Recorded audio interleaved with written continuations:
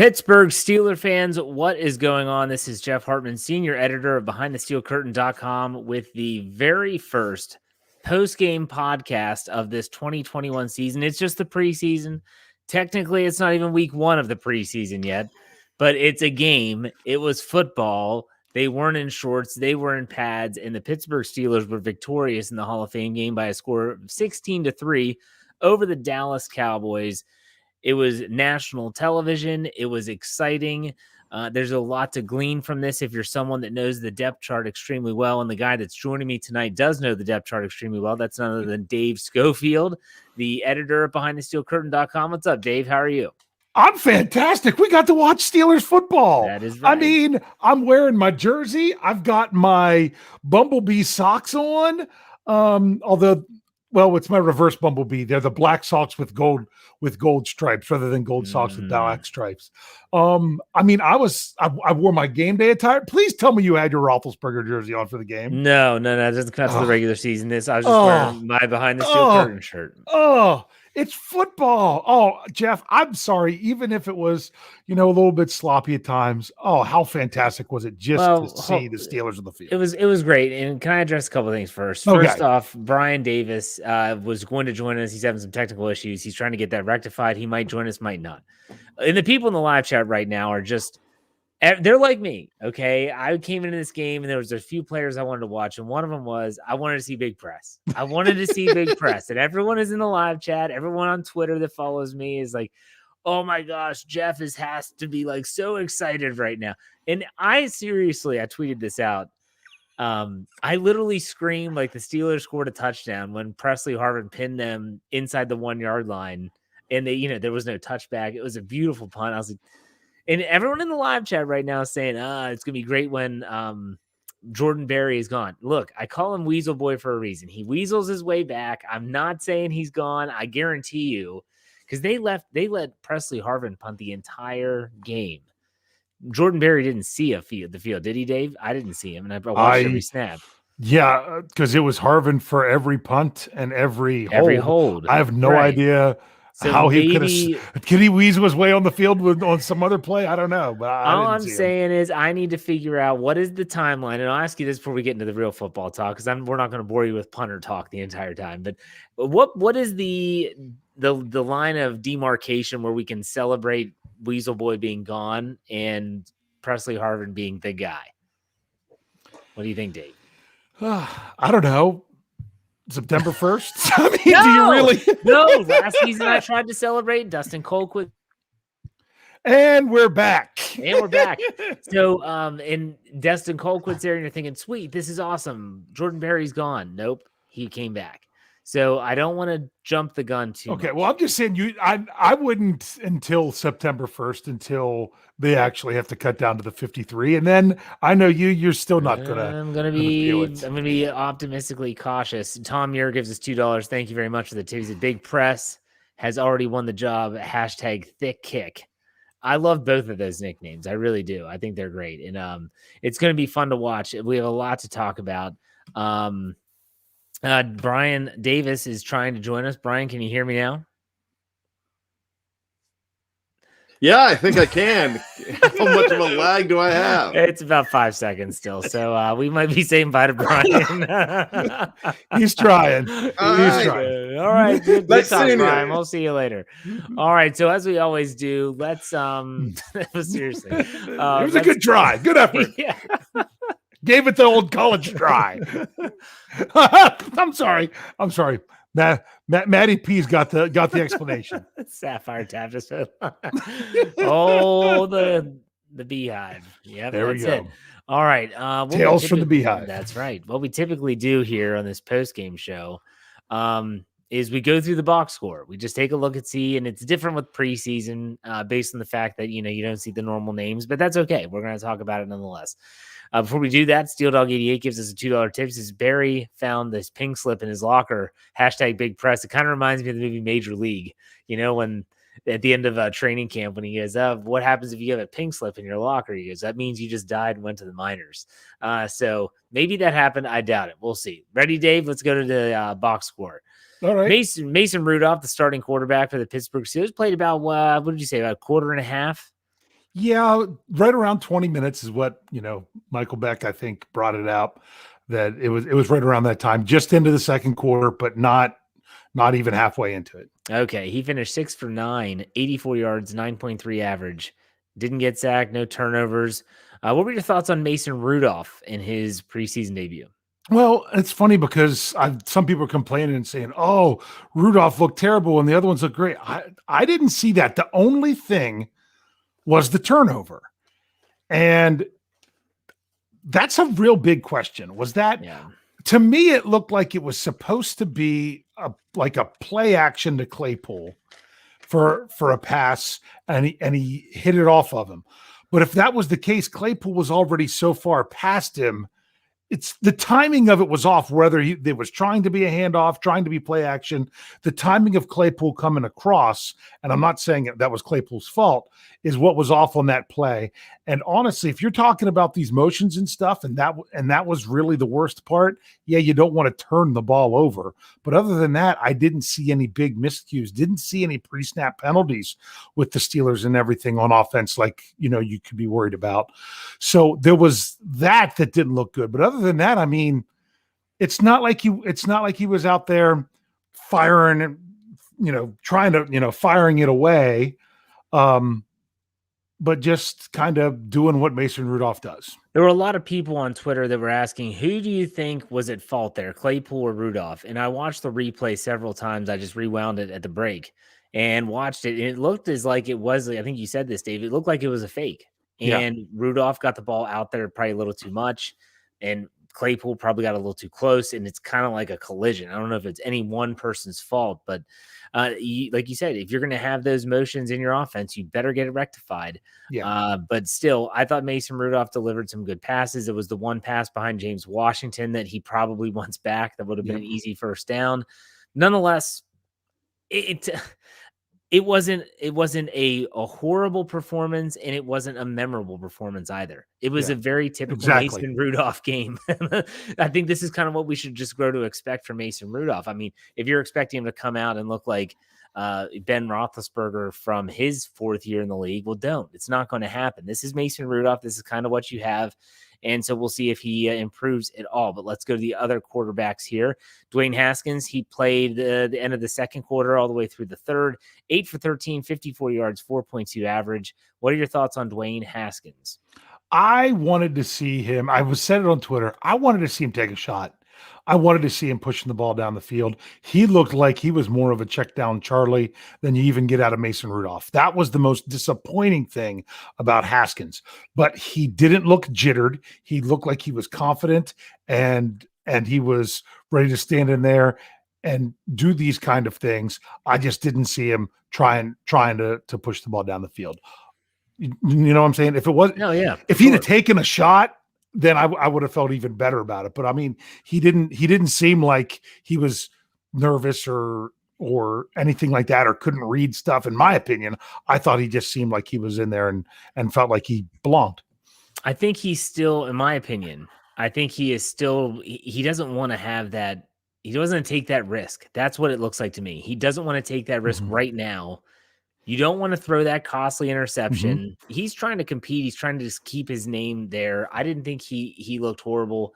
I've always felt this, and I wrote an article, watched way too much film on Dwayne Haskins that I ever wanted to in his time in Washington. He's a system quarterback. He's a guy that if things are there the way you draw it up, he's going to be fine. He's going to deliver the ball. He's got a great arm. He's mobile enough. But if things start to break down, that's when things get a little hairy. And we saw that on occasion. That's when he goes to the check down. So it's early. It's early. Yeah. Arthur Steele, he gives us $4.99. Thank you very much. Said, gentlemen, feels good to be back. Maybe knee jerk, but I say Ben 1, Dwayne Haskins 2, Dobbs 3. Well, let's talk about that last quarterback. Not to just kind of shove off the Dwayne Haskins talk, because there really wasn't a lot to digest with him. No, there really wasn't. To be honest, Joshua Dobbs finishes 4 for 6, 37 yards, 6.2 average. Did throw a touchdown pass. He was sacked one time. I thought Dobbs looked the most comfortable in this offense of anyone, and I don't know if it's necessarily who he was playing with or who he's playing against. I thought Dobbs looked great, and Mike Tomlin in his post-game press conference was asked about Haskins, and he was the one Tomlin that said, a few years ago, everyone was talking about this, that, and the other. No one brought up Dobbs, and Dobbs stuck around. Dave, what do you think about Josh Dobbs? I thought he did fine. And the one time he was sacked was really on that scramble when he kind of lost the ball out of bounds because he didn't gain any yardage. I think he lost a yard. That was considered the sack. That was it. Yeah. So, I mean, once again, even his 17-yard completion, it was a short pass with a decent run. It's not that any of these guys, I mean, other than the big pass to Claypool, it's not like there was any real big shots being taken down the field. That might have been on purpose because it was the very first preseason game. I don't know. But I mean, Dobbs, he went out there and did what he was asked to do and what he needed to do. He had 2 incompletions. The one was the one that was completed out of bounds in the end zone, and the other one was on that 4th down play. Mm-hmm. I actually kind of like that 4th down play call. Roll out your mobile quarterback, see if he can get it with his legs. If not, then you just got to try to throw it down. Even if it gets picked off in the end zone, it wouldn't have been a big deal. Right. If he's throwing back, across his body, I guess you would say. But the fact that he couldn't, that was an incompletion, I don't really hold that majorly against him. So I thought all 3 of them were solid. No one really jumped out at me, but no one looked like they were bad. Yeah. Gaming with Geo gives us $2. Thank you very much for the tip. He says Rudolph missed Washington on a crosser 3 yards. Yeah, we all remember that play. I think ultimately, and Dave, correct me if I'm wrong, I think in week 1, which is technically the next Thursday's game at Philadelphia, I'm curious how Tomlin will utilize the quarterbacks. I think it's safe to assume Roethlisberger's not going to play again. Most likely not. Will he change it up? Because remember, when there's an actual competition in the past, when it was Rudolph and Dobbs, he alternated, if you remember. Yeah. Dobbs would get the start one week, Mason would get the start the other. I'll be curious to see how he does that. Do you agree that'll kind of be like he's tipping his pitches, so to speak? Meaning like getting an indication of what really is open, or maybe and what isn't? Just an indication of an actual competition. Yeah, or I think you're spot on. I think that'll tell us that if he's like, oh well, this week it's going to be Haskins starting off the game, then that'll be interesting. I would not be shocked if all 4 of the quarterbacks each get a different game to start. That would not shock me. But if that's the case, I think it does tell us a little bit of something. Yeah. All right, let's go down to the rushing attack. The Pittsburgh Steelers rushed for 76 total yards on 30 carries for a whopping 2.5 average. They did score its rushing touchdown. Najee Harris had 7 carries for 22 yards, 3.1 yard average. Dave, what do you think about the first-round draft pick? Well, you got to remember one of his last runs was that 4-yard loss. Yes. And I was actually looking at that, and I was trying to figure out what happened because Kendrick Green comes through the line to get to the next level, and he blocks the guy out, doesn't stay on him very well, but you almost had to wonder if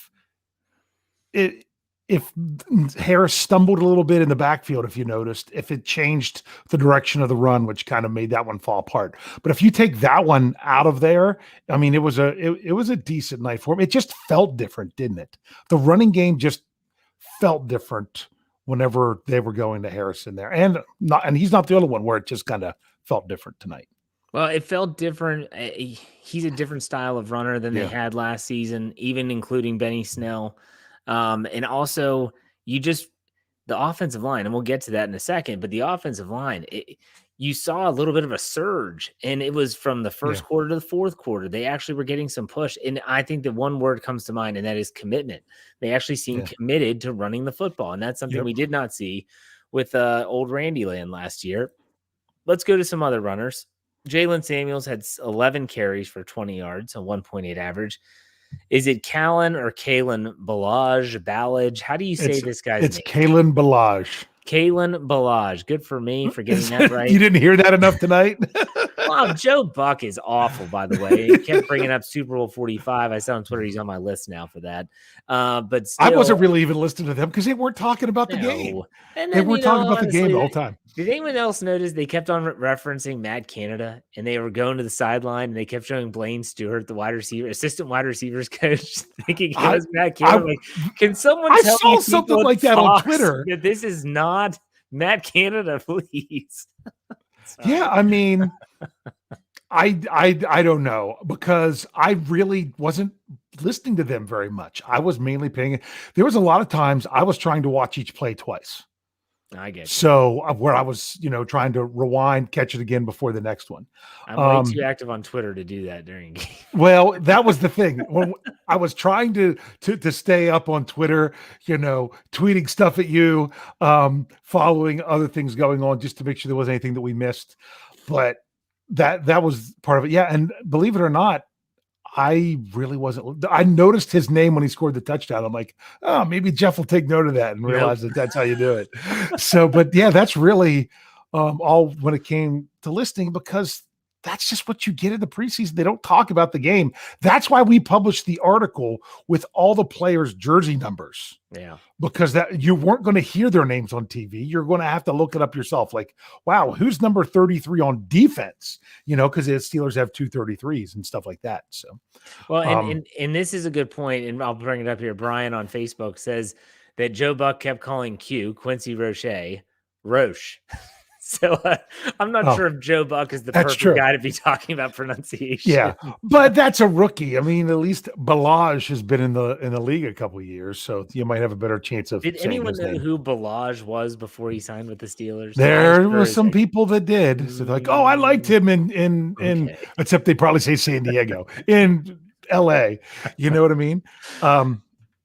Yeah. Hey, here's my buddy Chris. He said, I use the jersey number all game. Thank you. Yeah, we'll do that before every preseason game, just so you know. And here's one other thing before you go on. The Steelers and the Cowboys are the only teams in the NFL that, of course, play 4 preseason games, but that means they don't have to cut anybody between now and the next game. After the next game, every team's going to have to cut 5 players by Tuesday following week 1 of the preseason. So, the Steelers only had 88 tonight because they hadn't filled those 2 roster spots. So hopefully you'll get to see 90 players on a week from tonight. Well, not really. Yeah, no, I get it. But real quick, Dave, your thoughts on just the running game in general? The running game in general, I felt more encouraged. I honestly, the more I see Jalen Samuels, and I always, I like Jalen Samuels, mainly because I was because of one game, the New England game. It's not that I pull for him. But when you saw him out there running, you realized that Harris, Balaj, and even McFarland just looked and felt different. They really did. That's your crew of this year, in my opinion. That's your crew. If I'm predicting right now. Who knows what's really going on with Benny Snell? I have no idea. Someone shared in one of our articles a comment, a clip from Twitter that looked like it might have been when he got hurt. It looks like a lower leg injury. I don't really know what the deal was with him, but he, how did I screw it up before? You can't make the team from the tank.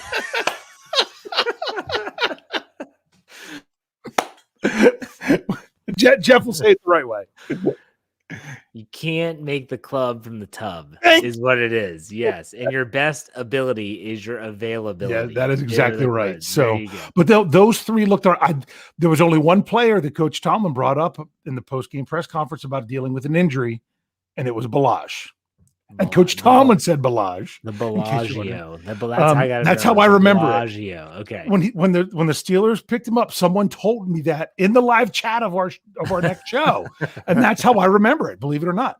So that's the only thing to worry about. If he's dealing with an injury, hopefully it's just something where he's a little dinged up. And it was for the people that were worried about Chase Claypool. He was jumping up and down on the sidelines during that punt return and other times. I think he's good. Yeah, I think so too. All right, well, let's go and let's switch gears now. Let's talk about the receiving core. Chase Claypool with 3 catches, 62 yards, 20-yard average, a long of 45 on 4 targets. I guarantee he probably wants that one drop back, although I really hated that Troy Aikman was kind of nitpicking, in my opinion, that throw by Mason Rudolph. He might have let him just a little bit too much, but my gosh, the ball went right through his hands. Trey Edmonds, second leading receiver, 2 catches for 22 yards. Anthony Johnson, 3 for 22. Deontay Johnson, 2 for 19. And then some others in there as well. Holy cow, look at how many guys were targeted. Yeah, a lot of targets. So anyways, what were your thoughts on, let's just talk Chase Claypool first. Sorry, I was counting up how many different players were targeted. That's a lot. 16. I think I have 16 different players targeted. Chase Claypool, I got to ask you, in the regular season, you think they call that offensive pass interference on the one he pulled in? I mean, you could have. He did extend, but they were hand fighting the whole way. Well, that's they the really thing. were, At what point does the hand fighting become interference, and at what point is it just part of the game? And without Riveron out of it now, who knows? Yeah. That's big news. You mean Jesse James caught that ball, Riveron? Exactly. Yes. Exactly. I was really, when I saw Claypool on the ground after his 45-yard catch, which was a tremendous grab, by the way. Yes, it was. You're sitting there like, oh gosh, please just say he landed on the football. Please just say he got the wind knocked out of him. And he was fine. Tomlin was asked about him specifically in the post game, and he said he is fine. You could see Claypool jumping up and down and running around after Matthew Sexton's return. So I think he's fine. But the receiving core in the passing game, Dave, what were your thoughts as a whole? Like I said, we saw a lot of the same in the short passing game.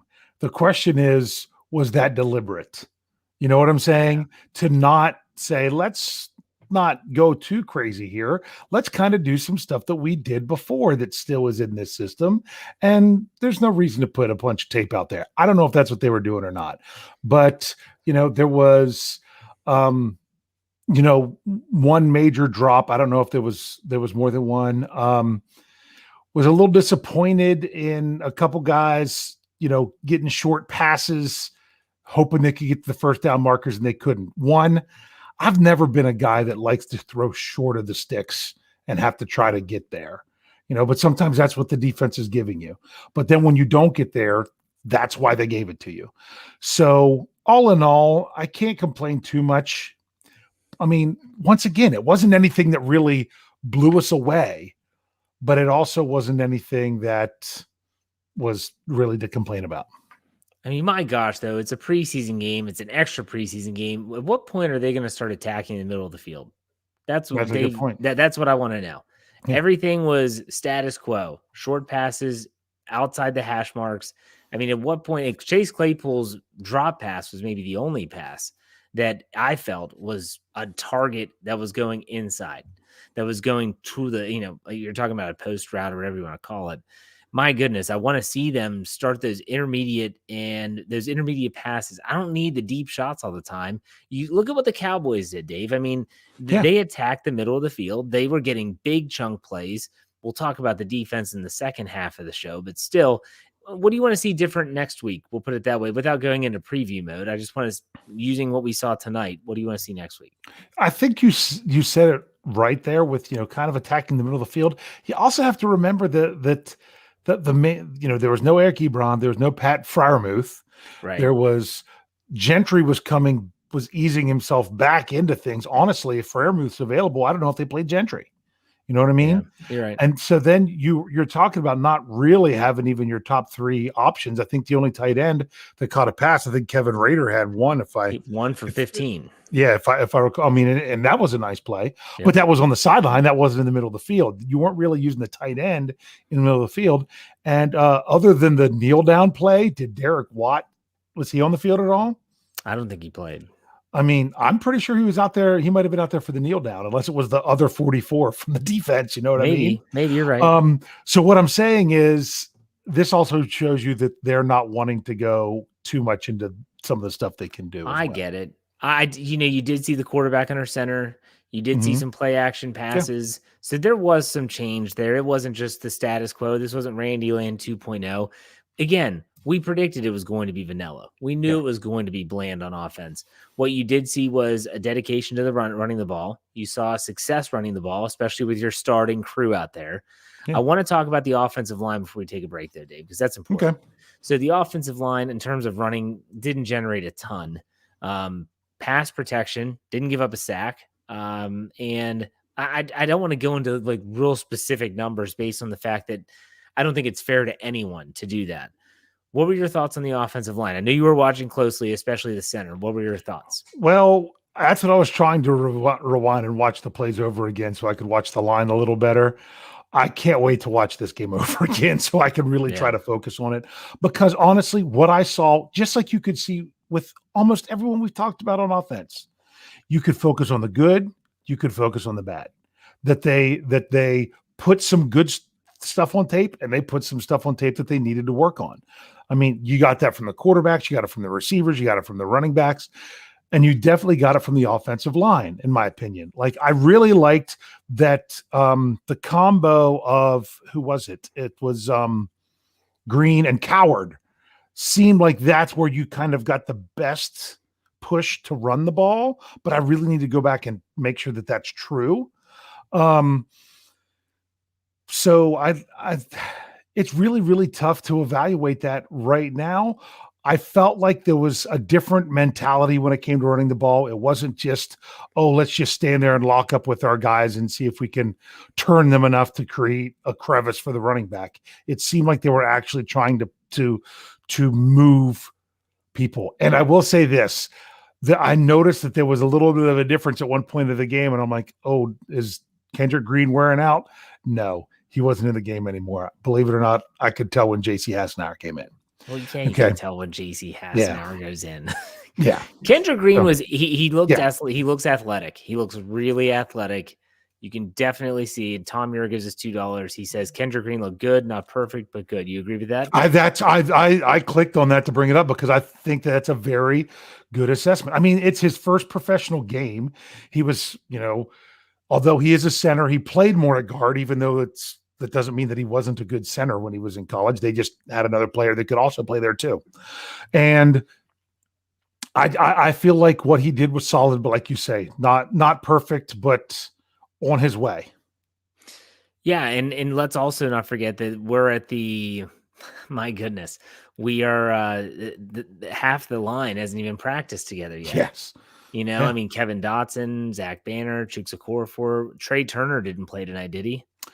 No. If you look at, if you look at who the Steelers quote unquote ones were on the offensive line based on the first depth chart, the only one that played was J.C. Hassenauer after Kendrick Green. That was it. That was it. Yeah, no Banner, no Chuks, no Dotson, no Turner. And Tomlin was asked after the game, what are your thoughts? Are you excited to get some players back? He said, I am, but we'll see. And so, I think some are injuries. Some are saying that TJ Watt is being held out, and same with Stephon Tuitt. They're not hurt. There's no reason for them to practice and hurt themselves right now, I guess. But that's neither here nor there. All right. We're about the halfway point. We're going to take a break. And we're going to come back. We're going to talk about the defense. We'll give out some game balls. If you're listening on the audio side, head over to part 2. If you're listening live on Facebook or YouTube, don't go anywhere. We're not going anywhere. If you're on YouTube, give us a thumbs up and give us a like. We appreciate it. We'll be right back.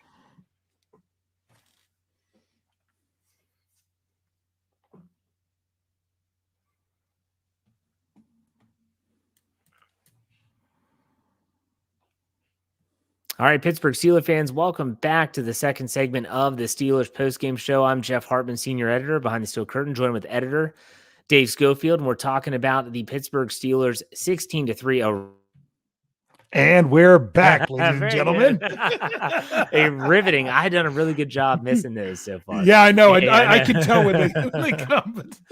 A riveting victory. It was rather boring. The first half was 3-0. In case you didn't see the game and you're just tuning in to hear about it, it was 3-0 at halftime, Dallas, and Pittsburgh ends up winning 16-3. The kicking was just – no, I'm not talking about Presley Hartman. He was amazing. Yeah. I'm talking about the place kicking for both teams was just – it was awful. It was awful. Yeah. We'll get there. We'll get to special teams. Let's go to defense. You look at what Dallas did offensively. Through the air, we'll start there. Garrett Gilbert finished 9 for 13 with 104. Ben DiNucci, 7 for 17, 89 yards. He did throw a pick. And Cooper Rush, 8 for 13 for 70. We'll combine this with the receiving core. The Steelers surrendered 263 yards through the air. That's 11-yard average. No touchdowns, obviously. But let's talk about the secondary first. Dave, players that stood out, whether it was good or bad, what are your thoughts? Well, it's bend, don't break is what it seemed like the defense is for the preseason. Mm-hmm. Are we really surprised about that? So No. The Cowboys moved the ball, but the Steelers only gave up 3 points. They missed a long field goal, and the Steelers, Trey Norwood blocked it. So you can't say that wasn't that part of the special teams defense coming through. But I like what they did. They got pressure. They got you said secondary first. Okay, secondary, sorry. Yes. So we're going secondary first. It's so funny because you can go through so many of these players and look at, oh wow, look at that, look at them making a play here. But then at the same time, you can take the same player and you're like, look at this here.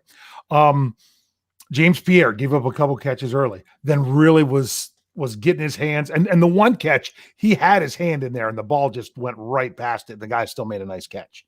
Then you look at someone like your buddy, good old Lustin Jane. He gives up the super long 4th down reception, but sticks with it enough to force the fumble. I'm sorry, that's not forgivable, though. You gave up 4th and 17. Was it 4th and 14, 4th and 15? Something like that. It was crazy. It was over 4th and 10. We'll put it that way. Yes. I know you forced a fumble and you stuck with the play, but my gosh. I call that play a wash. You can't say that was a great play after doing what you did, and you can't say that was a bad. You know what I'm saying? At least he stuck with it. I wouldn't have been shocked if they would have said he was juggling it the whole time and never caught it. It wouldn't have mattered. The Steelers were still going to get the ball, and it was going to be around the same spot. So it just wasn't worth taking the time to figure it out. Then even someone like I almost said Mark Gilbert. Had a couple real nice plays. That's number 17 for those of you all not there. He's the other number 17, the one on defense. Getting his hand in there, knocking the ball down, fantastic.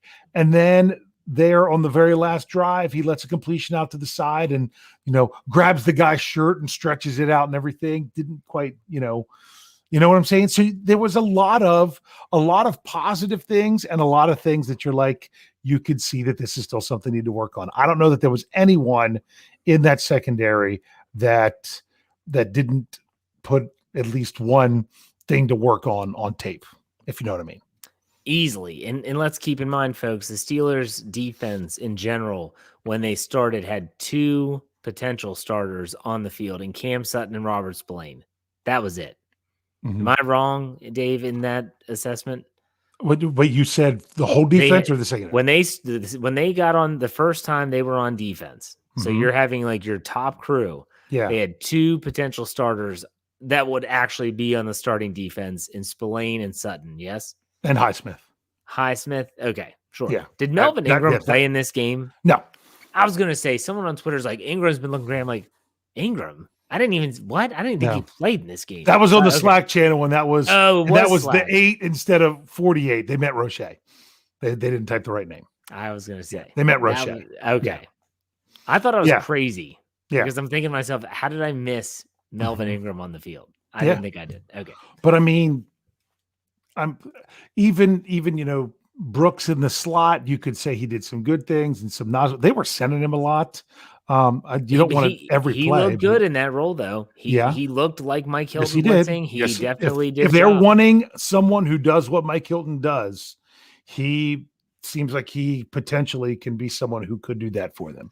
But like Miles Killebrew, I know you're back now. Miles Killebrew, I thought was solid. I was going to ask you about him. That seems like, he seems like that's going to be a good depth piece for the Steelers, and could maybe even be used in sub packages. So it's kind of what you almost expect in the first preseason game, that they're going to make good. There wasn't anyone that went out there and stunk it up that was so bad that you're like, oh, there's nothing good to talk about him that I can think of right now. Well, I could think of one. Who's that? I thought UG3 looked awful. Oh, I thought we were still talking secondary. Well, in pass coverage. Yeah, honestly, Robert Spillane in pass coverage looks awful. I didn't know UG3. I didn't notice a lot of good plays from him.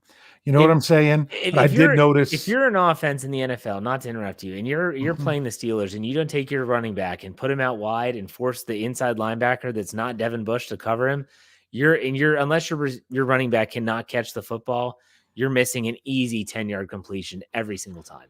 Mm-hmm. It's that bad. Yeah. In the first quarter, I saw Spillane go. I was like, here we go. Getting that inside linebacker in space, never going to work. Yeah. Never going to work. It's the Keenan Allen on John Bostic move.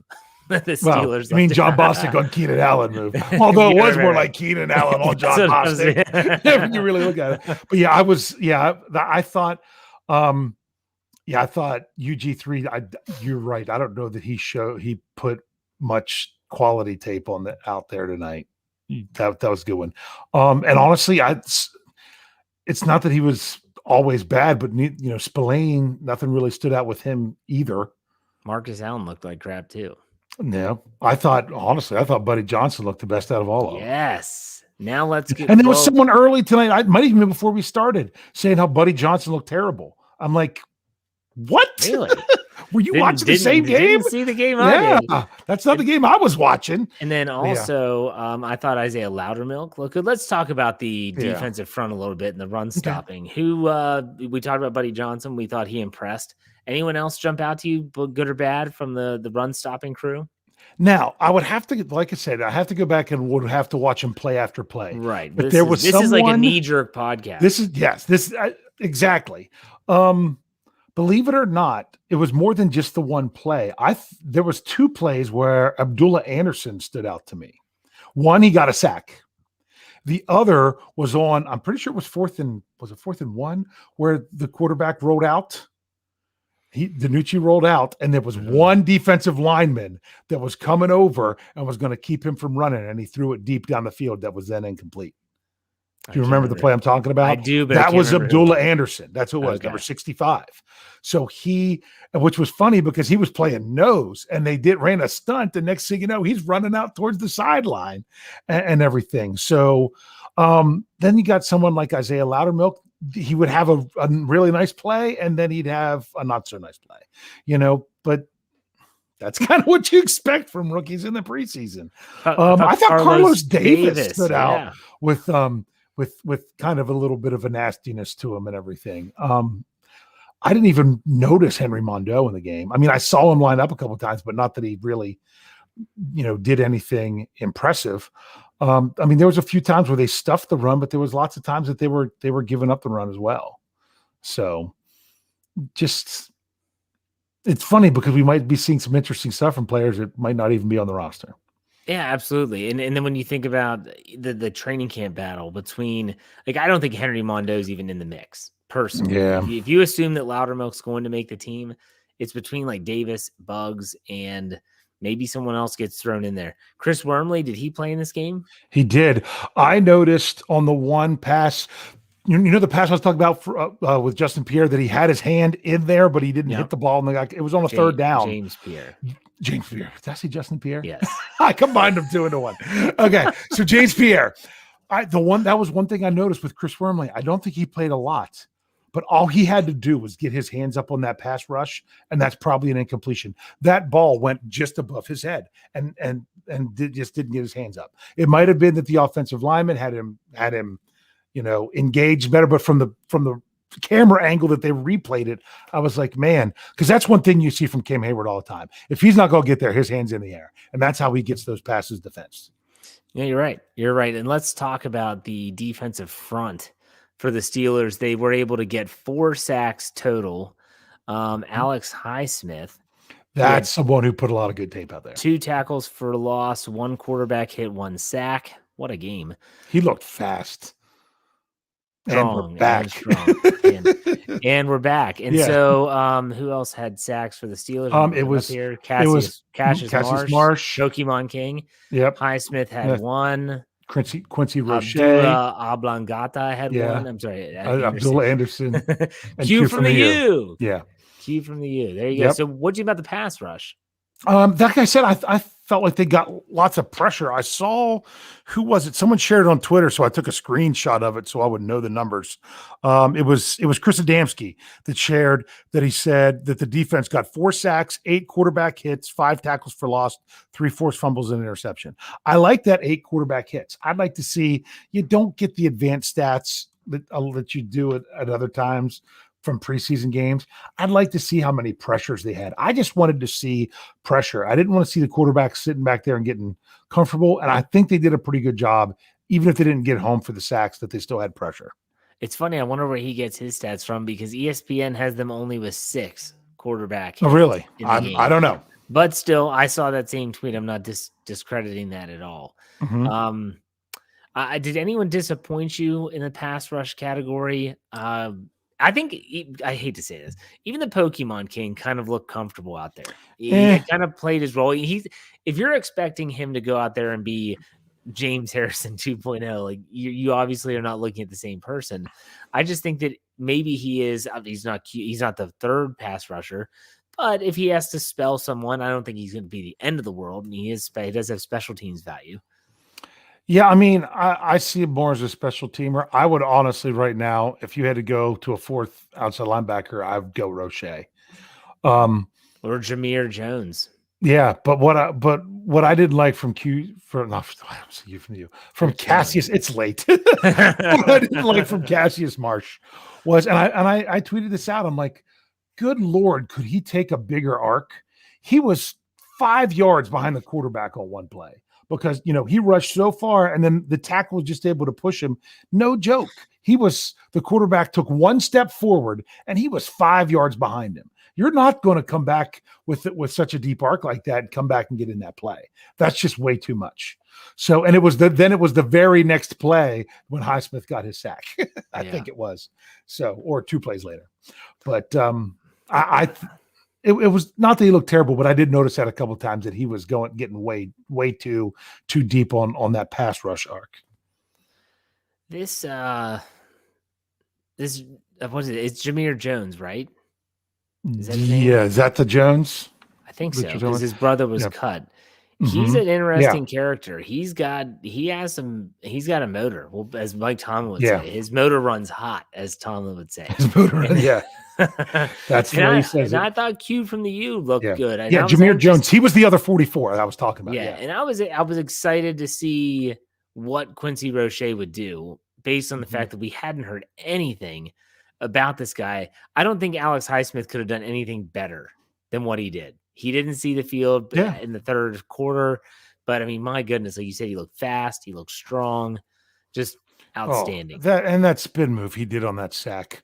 I mean, the key to a good spin move is you've got to get the offensive player's hands off of you, and that's not as easy to do in the NFL, because if his hands can keep contact when you spin, he can shove you in the back because you're the one who spun. But the way he got the offensive player's hands off of him and spun into that, he just looks, not that he was slow last year, he just looked so friggin' fast, didn't he? I don't know. Yeah. That's just me. I'm excited about that. I mean, Highsmith, that was exciting to see him play. Absolutely. Tom says Highsmith ended up behind the quarterback quite a bit against a left tackle that looked terrible. In this game, maybe I need to go back. Like we said, we need to watch it again and really take a good look at it. Is there anything else on defense, Dave, you want to talk about? Any player or position?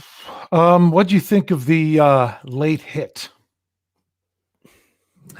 Who was that on? That was on Bugs. I mean, he put basically the top of his face mask to the bottom part of his helmet in the quarterback's chest. They're going to call that every time. You've got to know they're going to call it and that you can't do it. To me, that's all on him. Well, yeah, I mean, right. No, I don't like it. No. But at the same time, It's the way you that got to they're know you calling can't it. do that. You can't do that. It's the way, and to me, it wasn't so much about like where he hit him. It was that it was.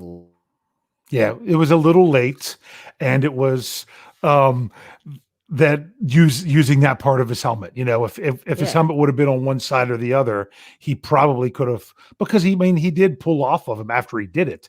But if you make contact with the helmet, that's why if you make contact with your helmet, not square in his chest, the one side or your one side or the other, then you can let up, and they're going to let that go. If he gets there a heartbeat earlier, I don't think it's flagged.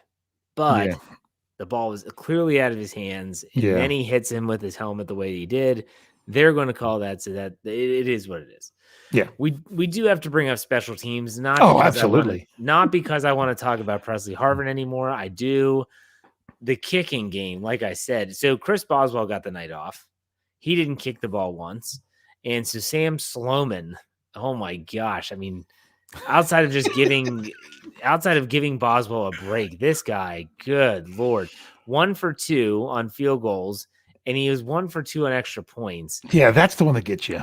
And the one thing I made sure of, because I was watching, and normally when the punt team comes on, I'm like, okay, I'm hitting Twitter, I'm checking my notifications, I'm getting stuff ready for the site. Well, now I got to pay attention because my boy Big Press is punting. And I was also the fact that, a lot of people were talking about him holding, and that him holding, it was one of those where you're like, is he a good holder? Because a lot of people thought that was why Jordan Berry stuck around so long. He had good holds on every single kick, whether it's an extra point, field goal, doesn't matter.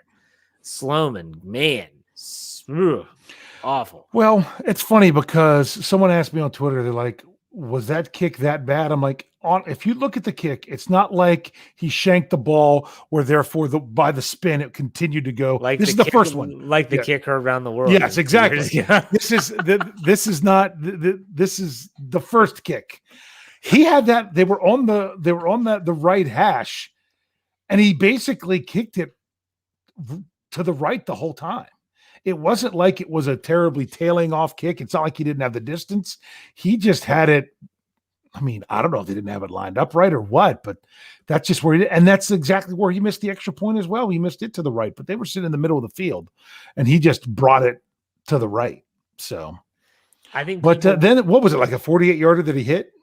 Yeah, 48, 49. Yeah. But then you look at the Cowboys kicker, who was even worse than Sloman. Yeah. Well, the one, it's funny because some people are like, oh, that one kick was 29 yards was terrible. It was blocked. It was blocked. The 52-yarder was not. Oh, that looked. I don't even know if it stayed in the stadium. I think Rich said in the knee-jerk reaction article, they're like, I don't even think he kept that ball on the screen. It was worse than Vanderjack in 2005. Yeah.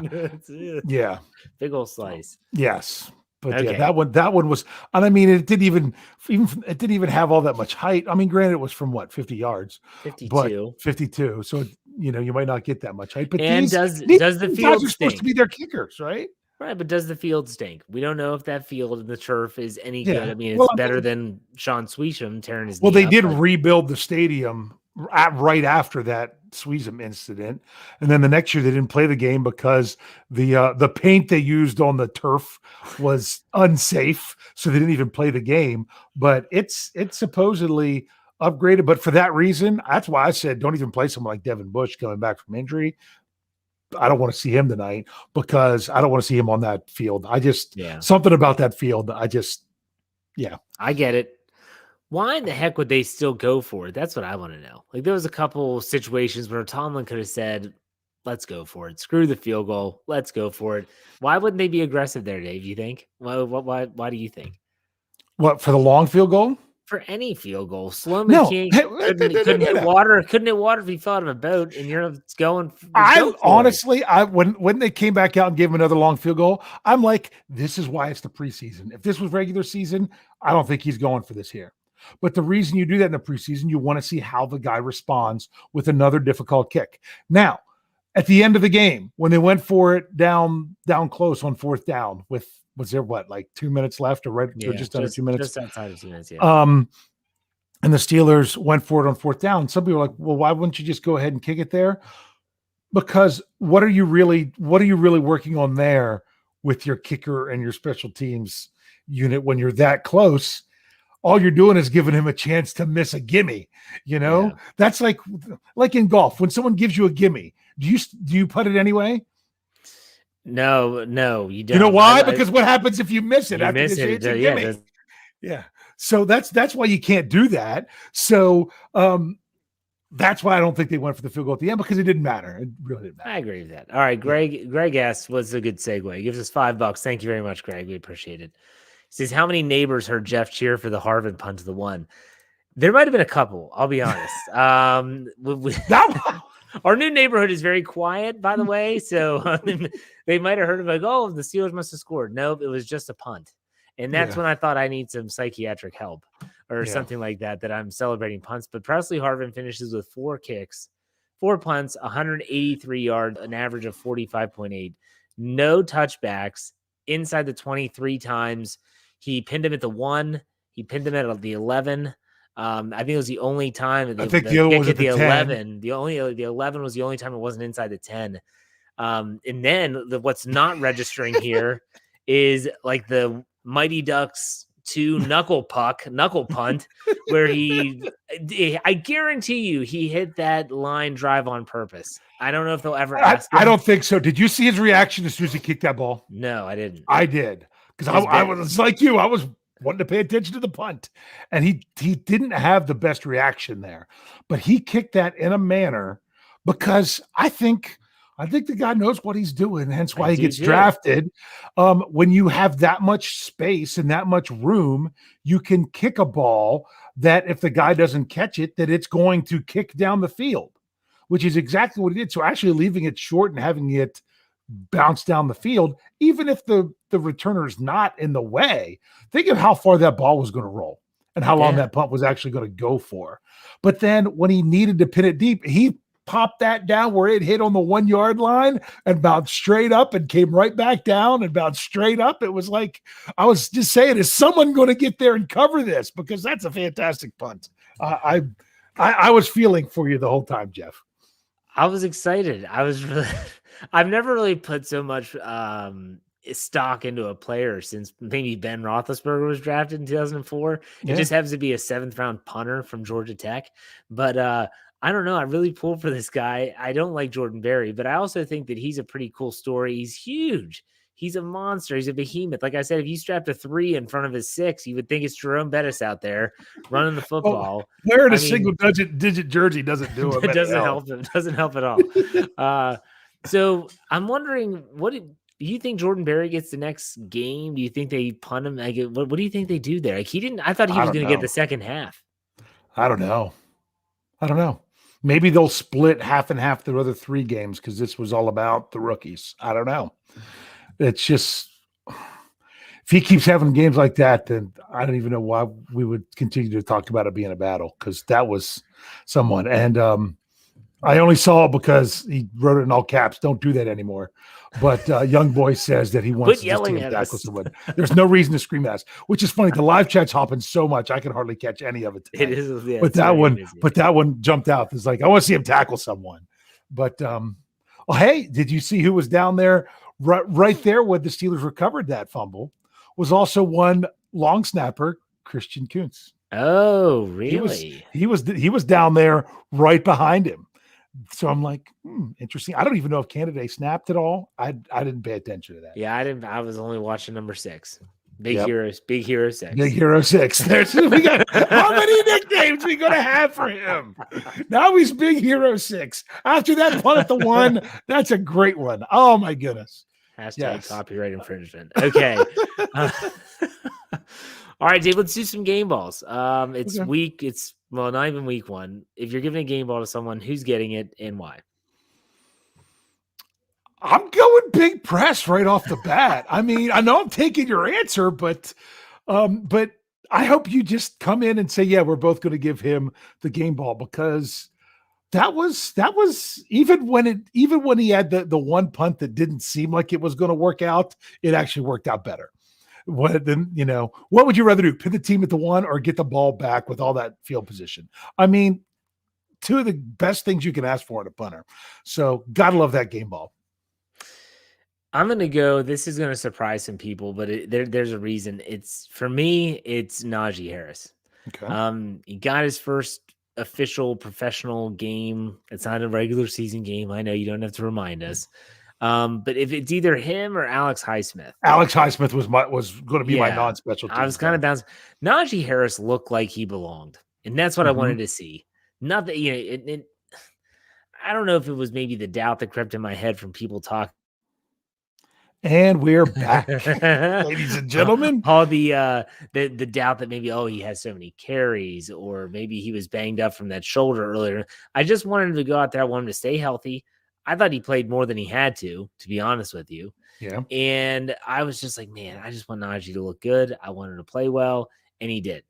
I thought he did all that stuff. So it was good to see Najee Harris. But Alex Highsmith, like I said, is there anything else you would want him to do? No. I don't think so. I really don't. He had a man. And it, of course, Troy Aikman and Joe Buck, this is the preseason, week 1 in the preseason, first preseason game. He's going against some tackles that aren't going to be starters. Yeah, that's fine. I have no doubt he's going to be able to beat everyday tackles as well. He did it last year. Yeah. So, you know what? It's fine. Doubt him, downplay him. I'm fine with that. Absolutely. And let him come out and just get the job done, because that was pretty impressive. So, all right, Dave, any final thoughts before we call it a show? Final thoughts. Like I said, you could see some good stuff. You could look for good things just about anywhere. There was not a lot of places that you could look and not see something positive. Yeah, the Steelers gave up some big plays. They had some busted coverages. Didn't like that very first offensive play to the tight end. There was another busted coverage late in the game. But when it push came to shove, they did what they have to do to keep the other team out of the touchdown zone. And, regardless of it being preseason, to say that the defense only surrendered 3 points, I mean, that's a big W when you look at it that way. Now, you also like hearing getting shut out in the first half, but they stuck with it and they did what they need to do. You're going to have good tape from everyone. You're going to have some bad tape from everyone. More importantly is that you've got to use this opportunity for everyone to get better, both individually and collectively. So I just did my best Mike Tomlin impersonation that I could.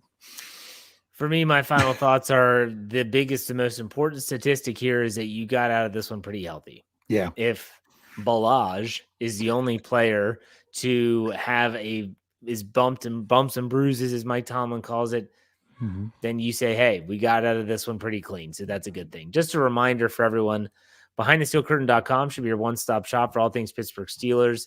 And wherever you get your podcast, make sure you search Steelers or Behind the Steel Curtain so that you don't miss a thing. Like, for instance, tomorrow, Friday, my Let's Ride podcast won't be going till 12. That's what happens the day after the game. So make sure you check that out. I'll be having my little segment with Captain Blue Checkmark, Michael Beck. So you don't want to miss that. And so make sure you check all that out. Please, if you're watching live on YouTube, give us a thumbs up. We surely appreciate it. Or subscribe to the channel. You get all of our great afternoon content. In the meantime, Dave, any final words? Hey. There you go. We'll be back next Thursday for another post-game show. Steelers are 1-0. I don't care if it doesn't count. They're 1-0. Have a good day, everyone. We'll see you.